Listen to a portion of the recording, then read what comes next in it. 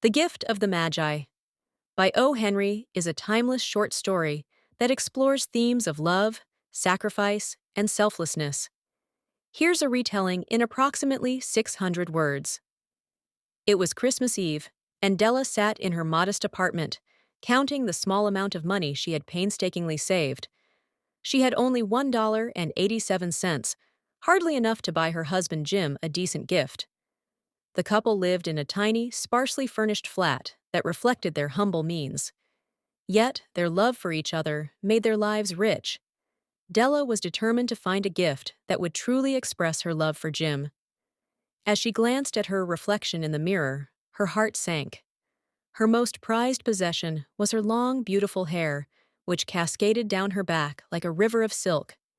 Jim, too, had a treasure he cherished: his gold pocket watch, a family heirloom passed down for generations.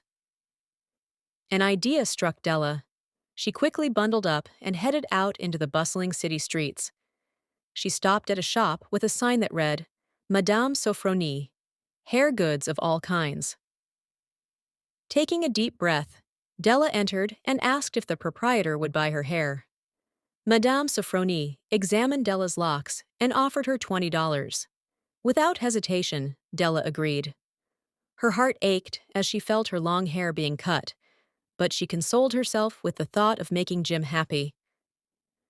With $21.87 in her pocket, Della scoured the stores until she found the perfect gift: a platinum chain for Jim's pocket watch. It was simple yet elegant, and Della knew it would complement Jim's treasured watch perfectly. Overjoyed, she hurried home, excited to see Jim's reaction. Back at the apartment, Della prepared dinner and nervously awaited Jim's return. When he finally walked through the door, his expression froze as he looked at her. Della had cut her hair so short that she barely resembled her former self. She tried to read his reaction, fearing he might not find her beautiful anymore. "Jim, don't look at me that way," Della pleaded. "I had my hair cut so I could buy you a Christmas gift. It'll grow back. I just had to do it for you."